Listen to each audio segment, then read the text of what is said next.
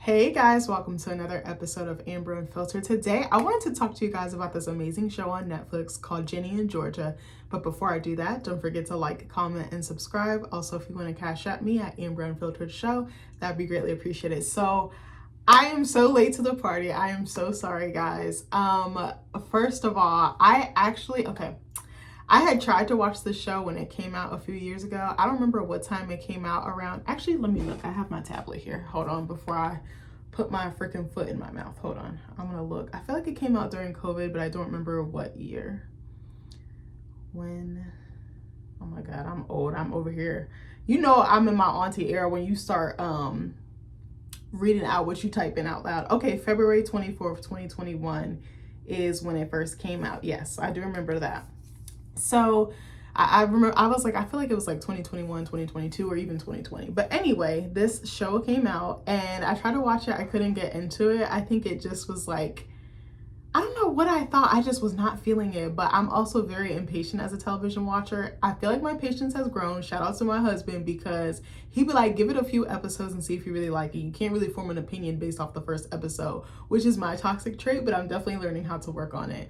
So I saw my aunt like 2 weeks ago. Shout out to my aunt Rachel. I love you. She came to trivia night. One of my brother-in-laws, he does a trivia in town. So we had invited her because we were trying to get more of my family to come because it was mostly just his side. And we understand like people can't make it because of traffic the day, you know, the time that it's on, most people are getting off of work or on their way home from work. So that's kind of been a challenge, you know, just conflicting schedules. But anyway, my aunt Rachel had came and she was like, girl, you need to watch Ginny in Georgia. She was like, there's so much to unpack. She was like, it's such a good show. And I said yes, but you know when you say yes as like a pleasantry, like socially, and I was like, all right, I'm not gonna watch this shit. Like, I'm gonna be honest. Remember in Insecure, like one of the opening episodes when someone asked her at work what on fleek meant, and she was like, I don't know. Like, I'm not privy. And then when she was walking away, she did the voiceover and she was like, I know what the fuck that shit means. That was me. I was like, I'm not fucking watching this shit. But then I was like, oh my God, I love this show. So the other day, I forgot what day it was. I think I was doing one of my infamous study breaks from homework. And also I'm back, bitches, because I'm happy because I have my life back because school is over. But that's another discussion for another day. So I was like, all right, I need something to watch. I couldn't find anything. I just got my Netflix membership back. Now they have ads, which is crazy work to me because I never had them. But the ads don't be that long and they don't be too crazy. So I was like, okay, like they actually go by fast. I feel like some ads on certain platforms are long, like YouTube TV, and sometimes it glitches and will restart the same ad and then add more time to, you know, for the commercial before you can get back to the show, which is really annoying. And Hulu, I noticed, does that as well. So I was like, I need something to watch. And I was just scrolling through and I was like, what do I have to lose? I was like, I'm going to give this show a shot. When I tell you I was like a crackhead, I was like a fiend. I felt like I was having withdrawals. It didn't take long. I think I watched 2 episodes back to back. I took like a little break and did a little bit of homework because I had to do like my citations for my paper. And I was like trying to like do little bits at a time so that I wouldn't be like scrambling at the last minute when I had to turn it in. So I was like, I'm just gonna do these citations real quick as just like a breather.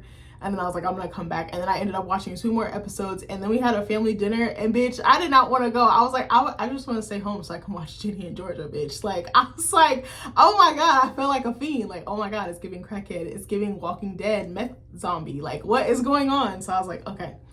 So I love this show for so many reasons. First of all, I love the fact that they're not afraid to go there when it comes to Ginny, which is the daughter. Her name is Virginia, but she goes by Ginny. She's half black and half white. Her mom is white and her dad is black. And I love how they explore the nuances of being in between 2 worlds. I really love that. And not kind of fitting into just like one mold or one world or one part of her culture. I really, really love that. I love the way that she's played. I love how they explore the microaggressions she experiences as a mixed black girly. She also, I think the actress does a phenomenal job playing her. Like, I think she was born to play this part. And then her mom, Georgia, she is a firecracker. I love the way that she's played. I love that she's a mom who will protect her bear cubs. Like, she's definitely mama bear through and through. I love how she's like sweet, sassy, classy, like, but she's not afraid to get her hands dirty. She's willing to go below the belt if that means she can feed her family, if that means she can take care of them, and if she can provide. I mean, I also love the back and forth sequences they show. They kind of flash forward flash backward in time, excuse me, a lot to kind of give context as to her story and why she is the way that she is. And I love that. I think the character development is really, really rich in this show. That's something that they've done extremely, extremely well. Like, I think that's one of the things that works about this show. I mean, there's so many others.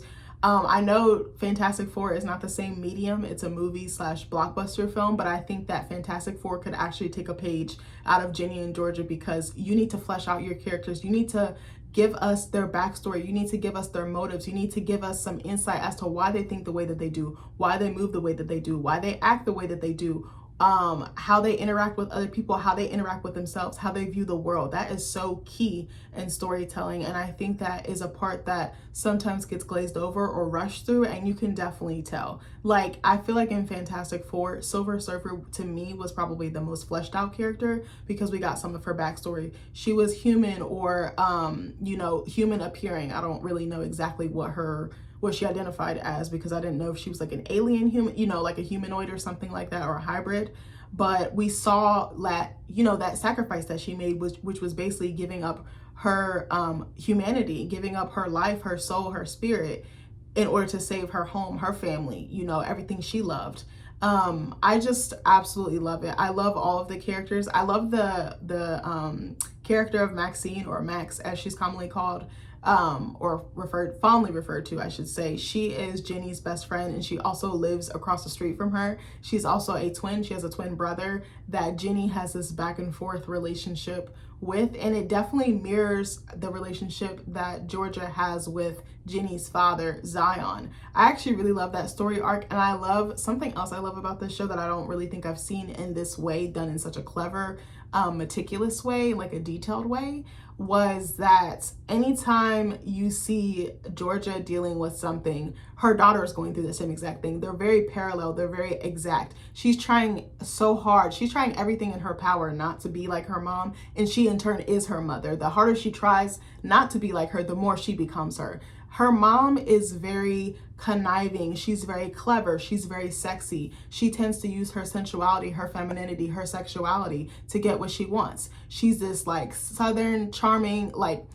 southern woman. Like, I was trying to say like Southern Charm, like the show. Is that a show? I think it's a show on Bravo. But she's like this charming southern, like firecracker, like gun toting, quick talking, but then she's so smart. She's so sharp. She thinks of things that other people wouldn't think of. She knows what her next game plan is. She plays chess, not checkers. She's such an intelligent character, and you see that she has that fight in her because she doesn't know anything else. She's gotten it out the mud, and that's all she knows. All she knows is how to think quick on her feet, how to make magic out of thin air. Like, she's such an incredible woman, and I have so much respect for her for doing the best she could to take care of her kids. And I'm like, I feel like if I was in that situation, I'd probably be doing the same thing. Maybe not killing people like she was doing or having people killed, but I'll be doing some fuck shit to take care of mine. I'm sorry, not sorry. But I love that she has fought tooth and nail to give her kids the type of life that she deserved but was deprived of. And I feel so bad that she had all these odds stacked against her. She's such a rich character. She's such a treat to watch on screen. Certain actors and certain characters, as soon as they come on the screen, they have that charisma, they have that presence that makes you not able to take your eyes away from them. And I definitely feel like this actress, actually, let me look her up so I can give a proper shout out to her, but I feel like she does an incredible job. And again, she was born to play that role as well, just like the daughter. Hold on, let me see. Okay, it popped up. Oh my gosh, I'm drinking this. I accidentally drank my husband's drink. I was supposed to get the blueberry lavender one, and I accidentally grabbed the blueberry lemon one, but it smells so good. I was like, oh my gosh, this smells like a freaking dessert. Do y'all like lemon and blueberry together? I think that's like an undefeated combo, but what do you guys think? Hold on one sec, I'm gonna take a sip. Okay, I have the cast here. So Antonia Gentry plays Ginny, Brienne Howie plays Georgia Miller. Those are the two leads. Sarah Waisglass as Maxine Baker, chef's kiss. She is such an incredible actress. I'm just like, I am gagging. But yeah, I think also I actually love the way that they tackle the microaggressions with Ginny. I'm so sad to hear or see that she's experiencing these. Like, there was some really standout scenes to me. Like, there was one scene where Ginny was in class, her boyfriend is in her class, and her girlfriends, close friends, are in the class as well, and some of their mutual friend group, like people that are in their mutual circle. So I think there was like a speech competition. Their teacher was like, I'm gonna enter your, the top student. They all had to give speeches, and he was like, whichever one really grabs my eye, I'm gonna enter it in this like prestigious journalism contest, and you're like gonna go on to compete with other students from around the area. So the rules or the I guess the rules or the regulations for this speech was like it had to be basically an essay form. Ginny had started writing an essay, and I think the prompt was like, what makes you feel like what is home to you? Where is home to you, and who is home to you, basically. And Ginny's dad had just come back into town because he's like a traveling artist. So he had come into town. She had read him the draft that she had of the essay, and he was like, no. She was like, I love this new place we're in. Like, all the people are great. All my friends are great. I have a boyfriend. I have like that support system. I'm like thriving socially. I'm thriving academically, even at home. And her dad's like, no, like home is not a place. It's the people. And I was like, oh, that's so powerful. So then her dad takes her to this like open mic poetry night or whatever at some place in like Boston or something like that. This black man goes before him and performs this really beautiful piece. I can't remember like what it was about, but it was so freaking good. And then he didn't tell her, her dad goes up next and he performs a poem about the different stages in Ginny's life where like she really wanted her dad and she really craved his presence and his energy. But then the older she got, the more she pushed him away. And then he says this line every time he like finishes like a stanza or a section of the poem. He's like, I do, like basically things that Ginny has asked him to do as her father. And then there's a section where she's like, she had just asked her dad, she's like, can you please stay? Because her mom and him have this tit for tat, this like back and forth toxic relationship. Is very cyclical. They get back together, they do all the things, basically move into, oh, we're going to be a family, and then something threatens to rip them apart, and then she kicks him out, and then the dad's on the road and he's just like sowing his royal oats, or even just being kind of from a parent from afar type of thing, because all he has really is his art, because she is blocking, there's some unresolved feelings there. That's what I say. I don't want to say she's blocking the relationship, but I think being in person as a parent is much more stronger than a phone or any emotional connection. An emotional connection is great. I'm not knocking it, but I think just talking to someone on the phone or FaceTiming them or texting them is not as, I don't want to say potent. It's not as, I want to say significant, but that's the wrong word too. It's not as impactful as seeing your parent every day, really getting inner, FaceTime with them, quality time with them. So he performs, and then there's this one section where he's like, she asked him to stay, and he's like, I do, like, I'm gonna stay, like, I'm here to stay, and I'm not going anywhere, like, I'm planted, I'm rooted, I'm grounded, I'm here with you, I'm here for you, I'm here to make my family work. And that poem was so powerful. I was like, oh my God, I would die if my dad did something like that. It was such a powerful piece, so that inspires her. So she decides to kind of shun the rules of the assignment, or kind of like shirk the rules of the assignment. And so the next day she's in class, or whatever day it was, I can't remember.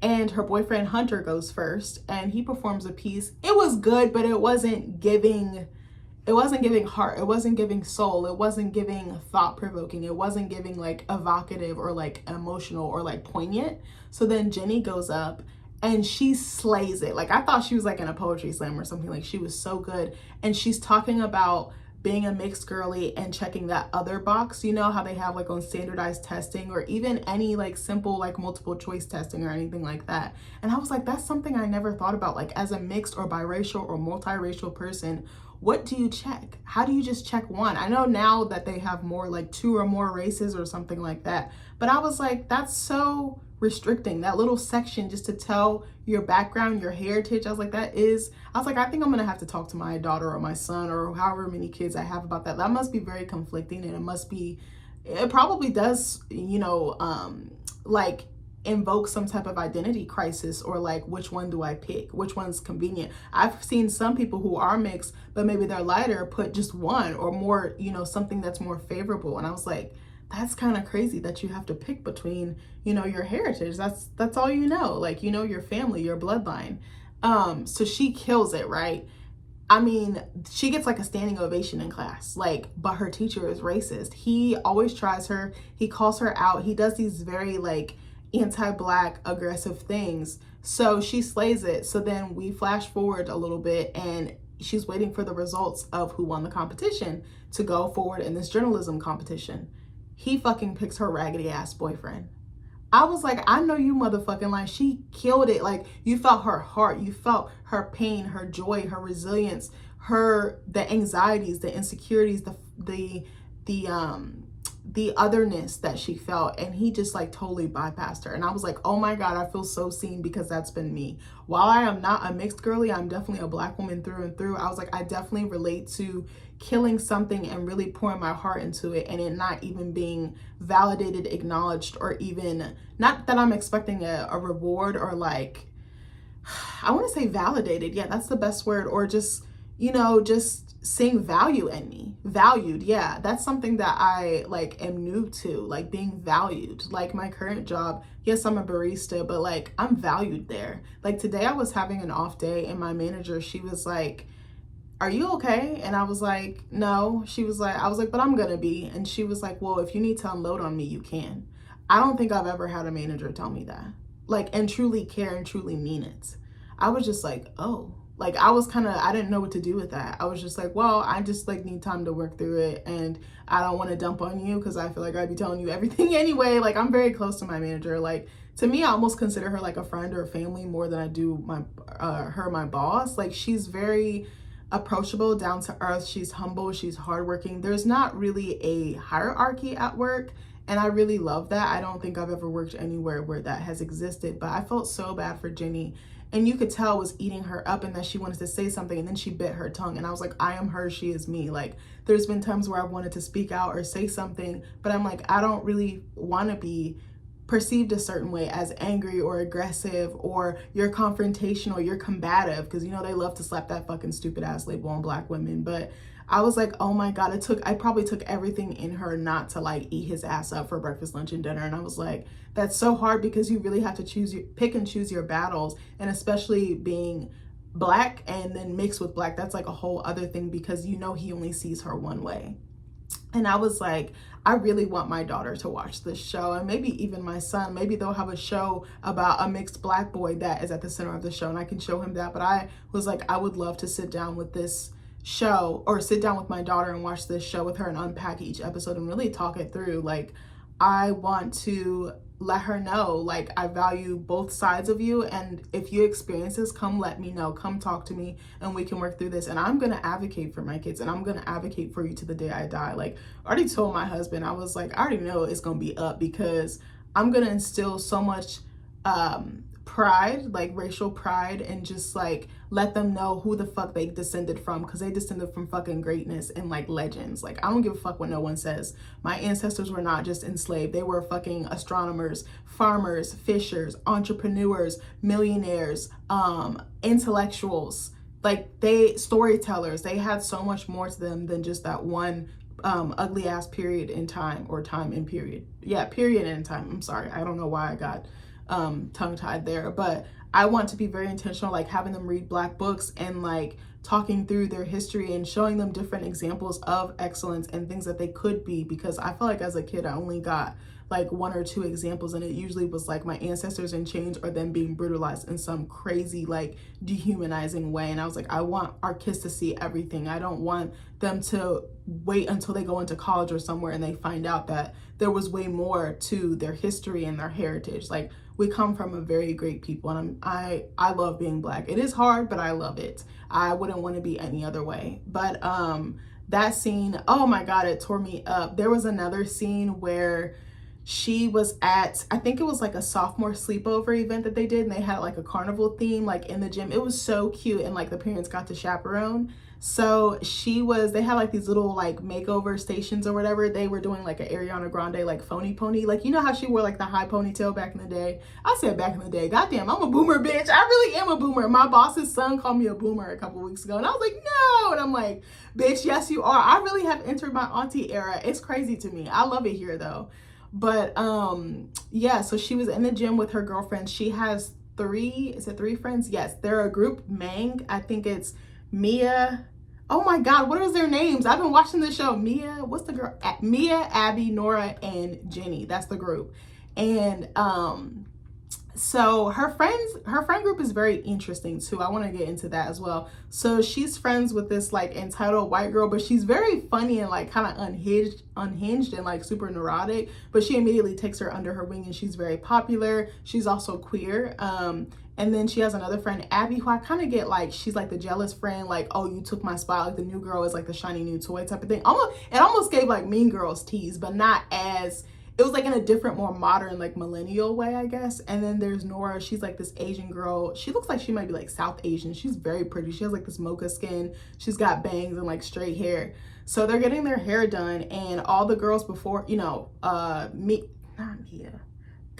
Max, Abby, and Nora all get their ponytails done. And Ginny has, the typical, I don't want to say typical, she has mixed girly hair. She's got like the really curly textured hair, and it's full and it's thick. And, it's not straight, obviously. So the lady doing her hair starts brushing it out, and it looks like more poofy or more like 4B, 4C hair, which there's nothing wrong with having either of those hair textures. Let me preface it by saying that I have 4C hair. I have my good days with it, and I have my bad days with it. But she starts combing it out, and then it loses the curls, it loses the volume, it loses like the appearance, right? So she just runs, like, and they're like, fucking Abby's laughing. I'm like, bitch, I'll give you something to laugh at. So she like runs to the bathroom to try to wet her hair to kind of give it like the texture that it's missing. I mean, her hair, like, the lady did not know what she was doing, and I was like, I've definitely been there. Sidebar, I remember I hired this lady to do my hair for my wedding, and it was the first lady I could get an appointment with and like lock it down and everything, because everywhere I turned, that date that I was getting married on was taken. So I was just like, oh my God. She did the same thing to me. She combed out my curls. She had this, y'all know those, I think I talked about this in my hair trauma video. Y'all know those little compact combs? They're like circular, and then you push them out and the bristles come out, but they're like the size of your hand. Like they don't have like a handle or anything. She was combing it with that. It was so little, and I have big hair. Y'all have seen my hair. My hair was probably longer. I was actually growing it out for the wedding because I knew I thought I wanted to do like a blowout or straighten, or I knew I wanted to do like some type of extension with my natural hair or something. I wasn't sure what direction I was going to go in, but I was like, I'm just going to grow it out long. And she did the same thing to me. And I was like, oh my God. And I was so nervous and scared to say something then, and I pretended like I liked it, and I really didn't. So then later on I emailed her or texted her, and I was like, I can't do this. I was like, I don't think you really are well versed in doing natural hair. And that's something else that pisses me off. When you ask a stylist, hey, do you know how to do natural hair? Do you know how to do textured hair, kinky hair, whatever the case you want to call it, or whatever the case may be, and they say yes, and they really fucking don't. Like, why am I guiding you on how to do my hair? You're the expert. You've been technically certified. You've done the quote unquote work. Why are you fucking my hair up? Like, I literally, actually, I'll overshare. I don't even care. My birth mom texted me yesterday, and we were texting a little bit, and she was like, do you have a hairstylist? I told her no. I was like, because every time I was like, I've had such bad experiences, I refuse to go to the salon. My mother-in-law does hair.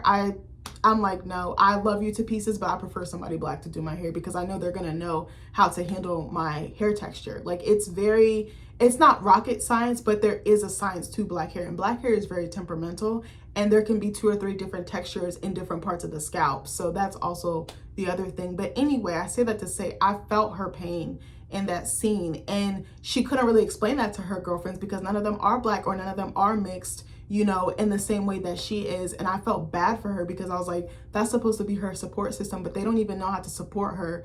And what do you do in that type of situation? How do you be an advocate, or how do you, even if you're not necessarily understanding, how do you hold space for that person?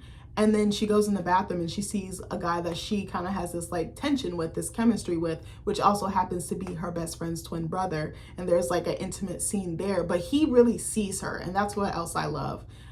Something else I love is the costuming. I love the set design. Like, everything feels real. It feels very authentic. Like, sorry, I was looking at a notification on my phone. I'm going out with my girlfriends tomorrow for tacos. But anyway, I hope you guys are doing something fun this weekend. But yeah, that's something I really like. Like, I believe the world that I'm looking at, that I'm seeing, that I'm stepping into, that it doesn't feel like a TV show. It actually feels like a real world. Even the setting where they're at, Millsbury, Massachusetts, which I think is like a fictional town, but it feels authentic. Like it's like that happy Hallmark cookie cutter, but you feel it. There's a community there, the mother's there, the plot there, you know, the tension, the overarching storylines. It's all very believable. Every actor really does their big one in this show. From the freaking guy who owns the Blue Farm place. It's like a farm to table restaurant. He's played by the guy from Degrassi. Do y'all remember, what was his name in Degrassi?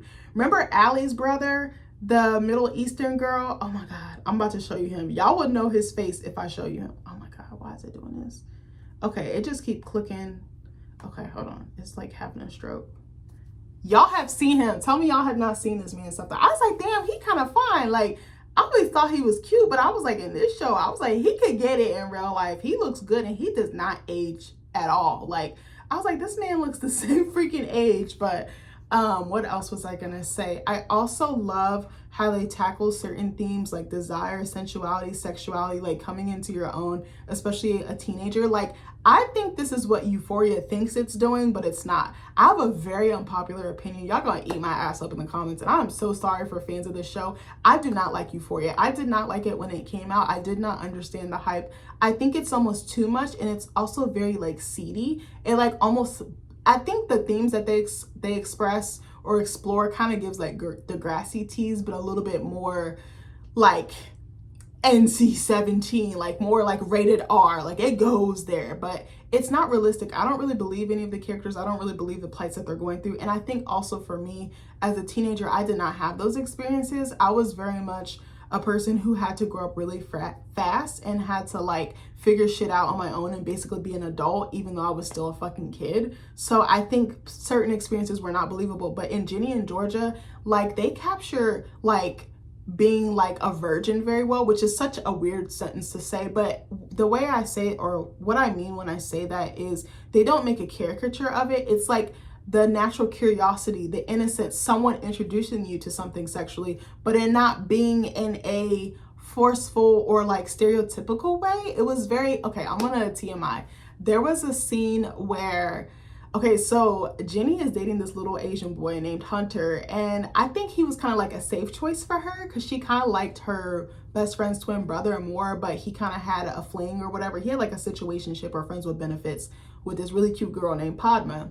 So, what was I gonna say? So Ginny and him, you know, took each other's V card or whatever, and they kind of had this flirtationship, but it was more mental and like conversationally, like not like they had the one time where they had the fling and then it kind of like died down. But this man was sneaking in her bedroom. He was going through her window on some Edward from Twilight shit, okay? So he was sneaking in her window or whatever. So there was a scene where he didn't sneak in her window, but they were texting. I think he got her number by going through his sister's phone because they weren't texting at first. It was just face to face. Everything was, all their interactions, I should say. So she texted him this sexy picture of her like sexting. It was just her in her bra, and she was like, is this sexy? Because she had sent it to Hunter and Hunter wasn't responding. He was just like, oh, I'm busy. I was like, your girlfriend is out here sending you titty pics and you not, I mean, she wasn't naked, but she was semi-naked, like she had a bra on. It was a sexy position, and he didn't give her the response she was looking for. So she went to the brother, what is his name in the show? Marcus. Jesus, I should know. I've been watching this show for a week and I'm already forgotten. Not even a full week, like a few days. Crackhead. I'm telling you, I'm a crackhead. So she texts him and he's like, holy fuck, like you're hot. Like he's big upping her. He's making her feel seen. He's making her feel sexy, like desired. I think that's something that her and her mom have in common, like desire. They're very desirable. So then they start texting and he's like, are you pleasing yourself? And then it kind of escalates and she's like, no, I've never really done that. And then she actually uses her freaking electric toothbrush. And I was like, the writers did their big one. I was like, that is so realistic. You just like kind of use whatever like you have at your disposal if you don't have the proper tools. So I was like, oh my God, like it was very interesting. There was I love the choreography and the scene, Jesus, why did I say it like that? Anyway, I love the choreography in the scene. I think it's in the 9th or 10th episode. I can't remember. I want to say the 9th, but I could be wrong. where her and Marcus finally decide like, hey, we're gonna be together. We don't care what our friends and family think. Like, we have a thing for each other. We can't stay away from each other. They really do remind me of like Bella and Edward, no cap, and then like her parents, like a younger version of her parents. So okay, this is like totally TMI. I feel like so gross saying this, but they're basically like dry humping, but it's very sexy. Like, it's not, I was like, ooh, tell me more. Like, I don't know. Like, I don't be out here doing that. Like, not that y'all need to know my business, but I was like, oh my God. But I was like, that is the perfect thing. Okay, I don't want to say the perfect thing. What am I trying to say? That is like them getting their feet wet and like dipping their pool into it, even though they've already had sex. Like, it was more of a connection and like a closeness. It didn't just immediately jump into sex and the physical. You could tell that they were emotionally feeling each other, but there was also passion. And I loved how he let her take the reins and he let her experience pleasure and like, you know, do what she was comfortable with. You know, like, I don't know how to explain it, because I feel like at that age you feel a lot of pressure to put out. You feel like you have to, even if you don't necessarily want to. And a lot of the times it's rooted in safety or unsafety. Like, if you're already in a compromising position with the guy, you feel like, oh, I might as well just do it, because what if he does something to me if I don't? And that's like a really dark truth, but it's honestly like a lot of women's reality, like TMI. Like, it's been my reality back in the day, but now I know better and I have the tools and the vocabulary to like know better and advocate for myself. There was even a scene where she's interacting with her boyfriend, I'm not gonna say what, and he's like, I want you to have a good time, like, don't worry about me. And I was like, oh, like, that was very interesting. I love the take that they have on friendship. That is very interesting, but I kind of gave her friends the side eye, especially Max, because Max is very entitled. She sees through the lenses of privilege, and she almost thinks that Ginny's life or her trajectory is the same. It's like, well, Ginny is not you. Like, Ginny is a Black girl. The world is different for her. I'm trying to think what else. My favorite episode was when her dad came into town. I absolutely loved his character arc. I love the flashback sequences that we see between Ginny's mom and dad when they were younger. Georgia had Ginny when she was 15. I'm not quite sure how old her dad was, but Georgia was a runaway. She was homeless. She had a lot of family shit going on. She had been, unfortunately, sexually abused by her stepdad, and that's what made her run away from home. So she had to like hustle on the street. She had to make shit happen. She had to like shake tables and just what is the saying?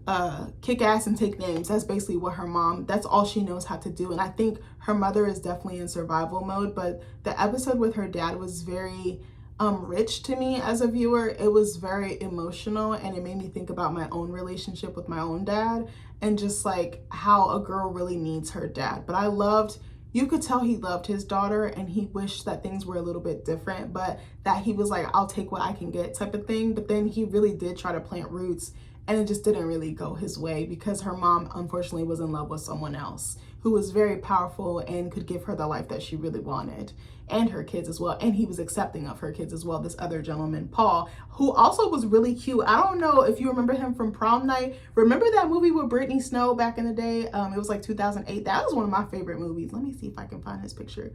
He fine. Yes, Scott Porter. He fine. I was like, he literally looked the same. I was like, this man did not age. He's cute. He's cute. I was like, hey, Zaddy, how you doing?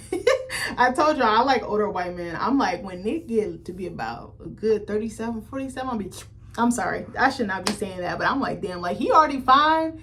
I was like, oh my God, I'm gonna be fanning myself when I see my man. Not that I'm not already doing that. What else do I like about the show?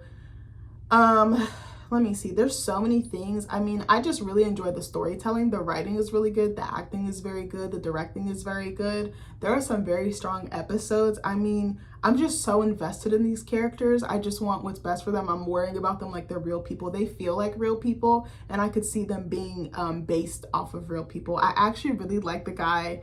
I like Marcus, even though he's a douchebag. I'm going to show you the guy who plays him. He is handsome. He is fine.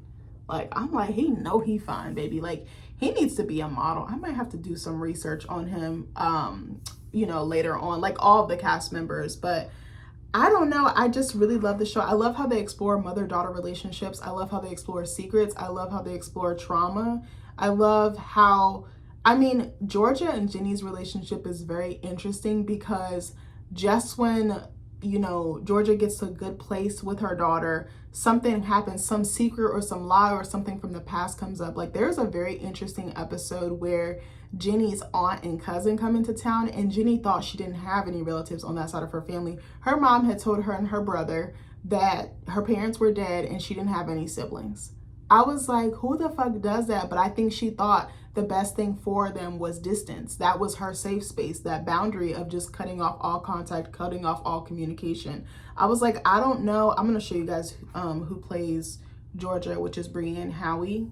I've never heard of her before. She's also really pretty. Hold on, let me go back. Let me go back so y'all can see some other pictures of her. But she's a really beautiful woman. You know, I thought that was interesting. I was like, how do you keep a whole aunt? Like, how do you hide a whole aunt from someone? Like, I would be so done if my mom did that to me. But Georgia feels like Ginny can't handle it, and she feels like these are her secrets, these are her skeletons in her closet. She doesn't really want to drag her kids into this, but all Ginny can see is my mom lied, my mom is keeping stuff from me. So then she starts snooping around for the truth, and what she finds, I'm like, oh, I bet you wish you had just fucking shut the fuck up and just was like this the whole time, acting like, you know, nothing's going on. And, you know, she starts resorting to lying, sneaking around and hiding things from her mom. I'm like, so you're the pot calling the kettle black, because you learn from the best. You really learn from the tuition of the school of experience. What did he say? Big Boy used to say that. Learn from the tuition. Maybe not. Maybe I said the saying wrong. I'm sorry. Big Boy, remember Big Boy, the radio host? I said remember, like he's not around. He's still around. He's still doing his thing. I forget what the exact saying is, but he always used to say that. I used to watch his show so much. I stopped watching it. I need to get back into it. I also love, I don't know, just like the town. I love the people in the town. I love how messy they are. Like Ginny's mom has an enemy with this lady. She's a redhead. Cynthia Fuller, I think, is her character. This lady, like, she's very privileged. She comes from money, and she like looks down on Georgia, and Georgia's like, I'm about to shut your shit down. And she really does. I'm trying to think what else. I love the way the episodes go. They're kind of like puzzle pieces, and once you get all the pieces together, you're like, oh, this totally makes sense. I love Ginny's character. I love, you know, the way that they style her. I love her costuming. I love her hair. What's interesting is she kind of has like that Bella, like the, you know, like the hoodies, the long sleeve shirt, you know, kind of like the baggy clothes, or not super tight or super like tweeny or teeny bopper. I don't even want to say teeny bopper, but you know, like stylish. Like, I'm not gonna sit here and say Ginny's not stylish, but she was dressing like very tomboyish. That's the word that I wanted to say. And then when she gets with this new group of friends, she starts dressing like them. She kind of has, I don't know if y'all remember, did y'all watch The Secret Lives of Mormon Wives? You know how they were all dressing and wearing their, like dressing alike, wearing their hair alike, having their makeup alike. Like, if you look at them, you almost couldn't tell them apart. The only thing, like defining thing, was probably like the skin, like complexion, and maybe the hair color. But a lot of them were like blonde. They had the like wavy, like big wavy hair, or like straight hair, but it's like a specific color, like a specific aesthetic. It looks like a Pinterest board come to life. That's kind of how Ginny was, and she started adapting to them, and I feel like she was definitely assimilating. She was just trying to fit in where she could get in, and I thought that that was interesting. But then things take a turn for the worse, and she gets ousted by this friend group. She becomes an outcast, and then she tries, it's interesting, there's an ending scene, I think in episode 10, where she tries to become friends with this Black group of students, and you can tell she feels like she doesn't belong. She kind of wishes she could crawl back to her old friend group, but she knows that's not possible. And I was like, that must be so jarring to fit in and be loved and accepted, and then you go somewhere else and you're like, I have to start all over from scratch. I don't even know what's going on. I'm not even aware of this other side of myself. And if you think about it, that is a conundrum. Like, she's been raised by her white mother for most of her life. You know, it's just been Ginny and Georgia for so long. Ginny has a little brother who's like 9. His name is Austin. But she had, Georgia had Austin with someone else, and his dad is in jail. So that's like a whole other set of issues. But I don't know. Something about this show is so endearing. It's so charming. You can tell the writers really did their work and like did their homework. And even like the lingo, the way that the characters talk to each other, the dialogue, it's not cheesy. It's very modern. It feels like something that could exist within the last few years, or even in this year, you know, 2025. I actually really love the love story, which is so bad, between Ginny and Marcus, because they're fooling around and they're not supposed to be. They're already with other people. They're already spoken for. Yet there's like they're like magnets. They can't keep they can't keep away from each other. They're like drawn to each other when they should really be repelling or pulling away from each other.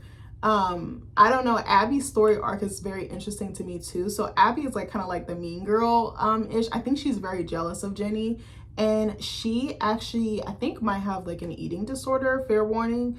I don't want to say fair warning. I wanted to say trigger warning. I don't know why I said that.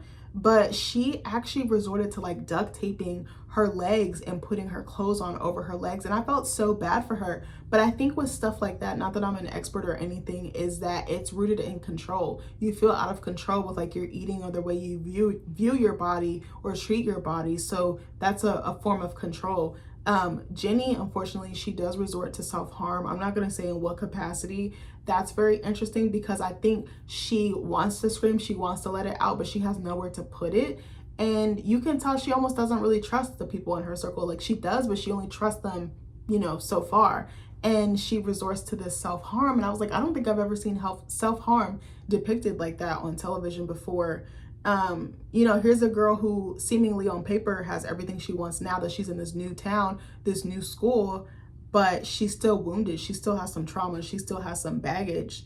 And I don't know, I just love the way she's portrayed. I can't stress that enough. Like every time I look at her, I'm like, I see my daughter. I see my future child. I really want, like I said earlier, I really want to show my daughter this show and talk about things with her and really give her the nitty gritty, but also hold space for her. My son as well. I hope there is something. Maybe I'll make a show that he can watch and see himself in, because I think that's really important, because this show is more, I don't want to say it's entirely the female perspective, but it does center on a mixed black girly. I would like to see one about a mixed black boy. I'm sure there is some stuff out there, but I really would like to see something equivalent or maybe slightly different that tailors to the mixed black boy experience. I don't know. The music is also really good in this show. Sometimes the comedy too, I forgot to say that the comedy is incredible. Like I be screaming. Like Nick was like, are you okay? I was like, no. It's so funny because something will happen and then they'll move on to a different scene or another like time period or whatever, or another event, and then that thing will come up. That the comedic timing and the callbacks to those very funny moments are just hilarious. Like, okay, so TMI. So there was a scene where, were they like brushing teeth or something? I forgot what Ginny and her mom were doing. I think they were at home, and she ran out of, I think she was brushing her teeth and her electric toothbrush stopped working. So she was like, I need more batteries. Her mom literally pulls out her vibrator and gives her the fucking batteries from the vibrator so she can power her toothbrush. And I was like, oh my God. So then her mom was running this, she was doing like a casino night to raise money for like the town or like a campaign or something. I forget what it was for, because her mom works for the mayor and she's also dating the mayor, which is also complicated. So her mom enlists her and her coworker, like Georgia's coworker. He's this gay white guy who like, he be eating her up. I be loving like the banter between them two, and then they become really good friends. But she needed batteries for something. I think Georgia did. And Ginny was like, oh, you're going to give me batteries from your vibrator? I was so weak. I was like, oh my God, like I was so dead. Like, and also I love how they portray her brother. Like he's so innocent, he's so pure. But I also love Mayor Paul Randolph, who is played by Scott Porter, the white guy I just showed you a little bit ago. Just their interaction and just like him being a friend he can lean on, not necessarily trying to replace him as a father figure, but the way he treats him. But also Austin's arc is interesting because I think it's a very authentic portrayal of like a young kid, like a young boy, like just trying to figure his shit out. I mean, he's only 9, but he's like getting bullied in the classroom and he like retaliates against his bully. That shit was so funny. Georgia has this saying about like being a bee and stinging people if they cross you. So this little boy keeps trying him in the classroom, and this motherfucker stabs him in the hand with a pencil. I was like, oh, and not just any pencil. This mother sharpened it and then went and he went and stabbed him. I was like, this is crazy work. And then the mom, there was a scene where Georgia fucking gave this kid a bloody nose. She broke this man's nose for bullying her child. And I was like, that would be me as a mom, because if you touch my kid, I'm touching you. I'm sorry. Or I'm gonna touch your mama. Either one, or I'll touch both of y'all. I got 2 hands for a reason. But anyway, oh my God, the comedic timing and just the situations that they find themselves in. But I love the parallels, how like Ginny will go through something and Georgia will go through something identical, or Georgia will go through something and then Ginny goes through it. Like, for instance, there's an episode, it's like more in season 1, but like more towards the end. I think it's like 8, 9, or 10, something like that. So and it's interesting, both of them are caught in a love triangle. So Jenny is dating that little boy Hunter that I told you about. He's her steady boyfriend. They kind of break up, but then he like wants to get back together. He's like, let's kiss and make up. So Jenny's with Hunter, but she's like in love with Marcus too. So then her and Hunter break up, and then Marcus gets hurt, and she realizes how valuable he is to her and how she doesn't want to lose him. So she's like, hey, I'm laying all my cards on the table. I'm in love with you. Let's do this thing. We'll figure it out. We'll figure out how to tell your sister. We'll figure out how to tell our friends. Like, I need you in my life. Like, I can't forsake you. Like, I can't give you up. Like, he's like her drug, basically. Her mom is in the same situation with Jenny's dad, Zion, who also, both actors who play him, really good looking guys. I was like, oh my God, let me see if I can show you a picture of one of them at least. Let me see. Yes, this is the one. Okay, this isn't like the best picture of him, but oh yes, he's cute. Okay, hold on. I'm gonna show you that. Like, isn't he fine? He really cute. That's the guy who plays her dad, like the older version. His name is Nathan Mitchell. I've never seen him before, but he's a handsome guy. And then where was the younger version? I was trying to see if I could show you the younger. Yes, he is so cute. Kyle Berry, I think he plays the younger version of him. He is really handsome. He almost reminds me of like Trevor Jackson. Like, he kind of gives that tease. Yeah, he's really, really cute. He kind of reminded me of Michael Ealy from the side, like his profile. I don't know how to explain it. Like, if you see the show, you would know exactly what I mean. So the mom is, what was I finna say? The mom is dating the mayor, who she also works for, and she's been fucking embezzling funds. Let me add that to the mix. She been writing herself checks for like $10,000, $20,000. She's just doing and living her life, la vida loca. I'm like, she probably doesn't even need to do that. Like, he would probably just give that to her. But anyway, so she's dating the mayor. She's in love with him. They have this really sexy like relationship, or like chemistry, I should say. And then Zion pops back into town, and her and the mayor get in a fight, just like Ginny did with her boyfriend.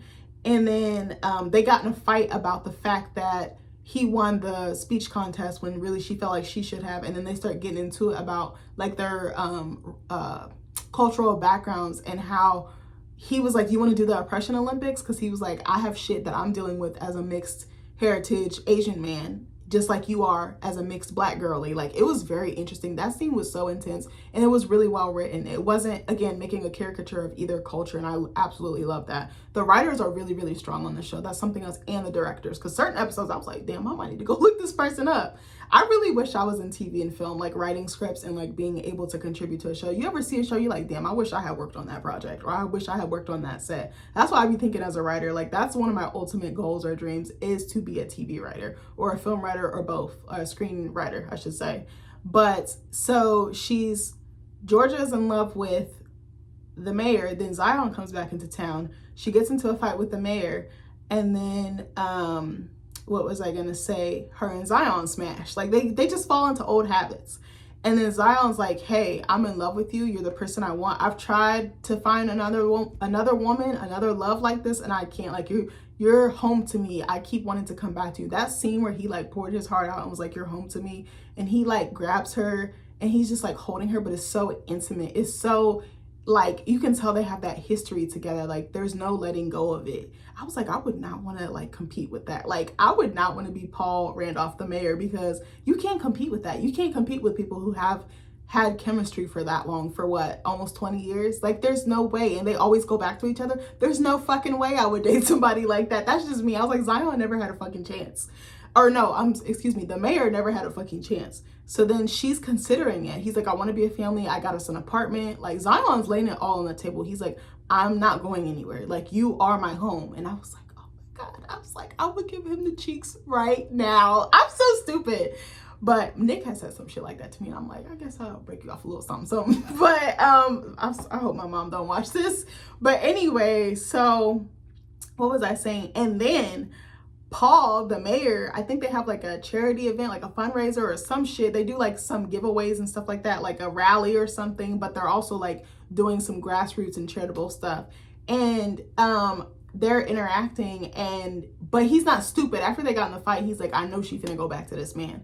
So then after the event, what's interesting, okay, during the event, Zion is a photographer. He does like photography, painting, he sings, he plays instruments. Like, there ain't nothing that Zion can't do. Like, he's very talented. So he comes to the rally or whatever to photograph, you know, Georgia in her element. She's getting people engaged. She's like on the microphone. She's making it a welcoming, like, tight event. Like, she's really like the head honcho. Like, she's in her element, being in power, being in control. That's really where she thrives, like streamlining things, right?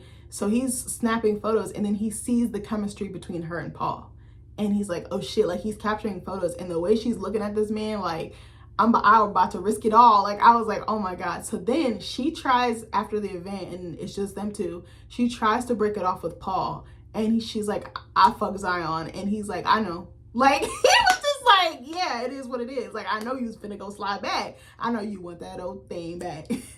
Things like the same that we both seen. That, remember that song by J. Cole? We may seem like our fire has been a little burnt out.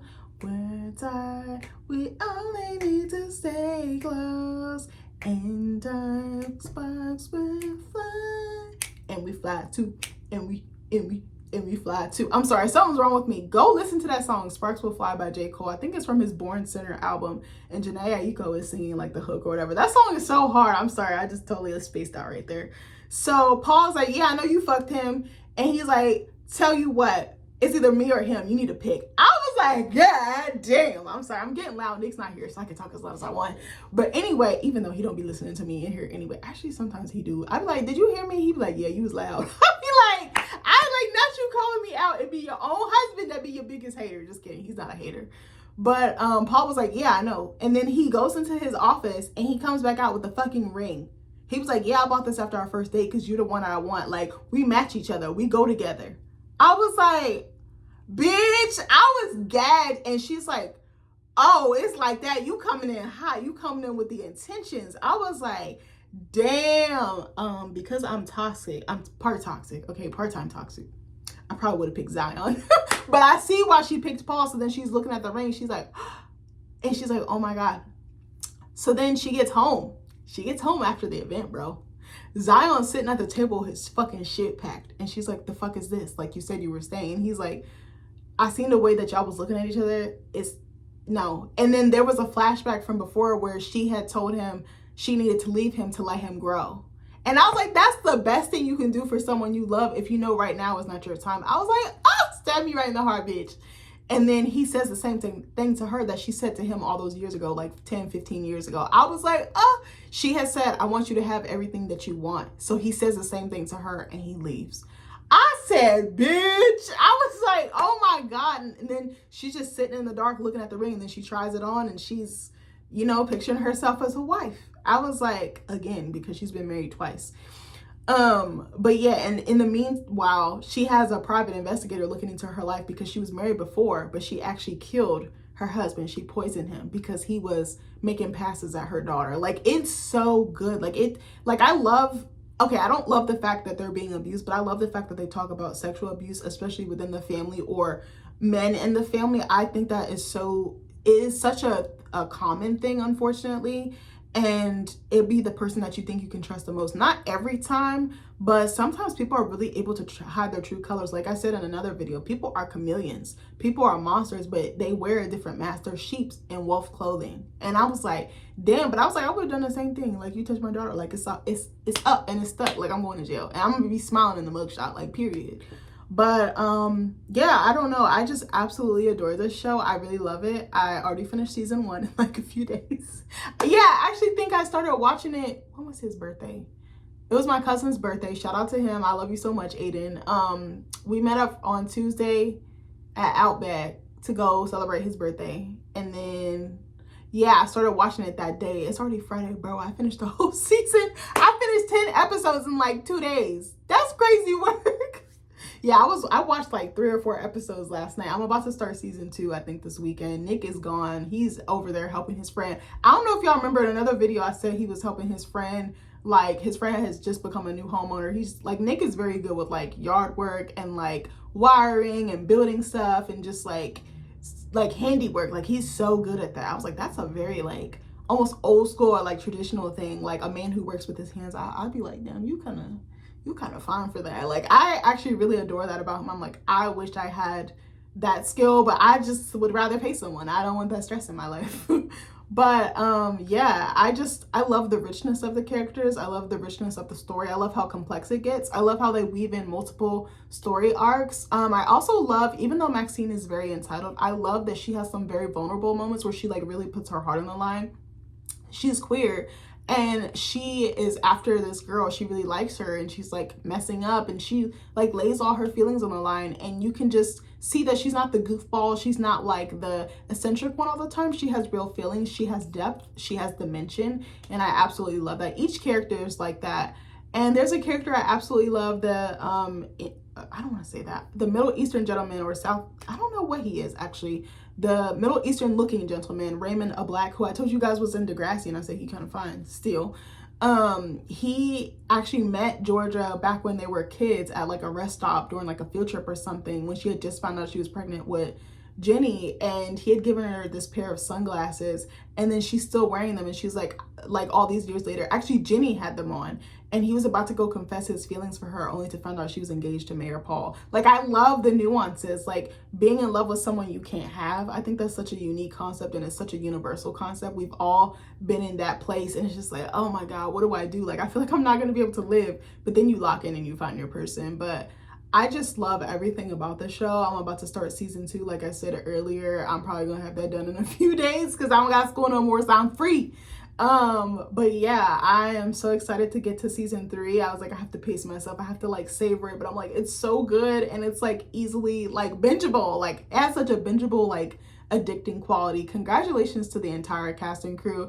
Anybody who worked on this project, you did your big one. You guys are so talented. I love the storytelling.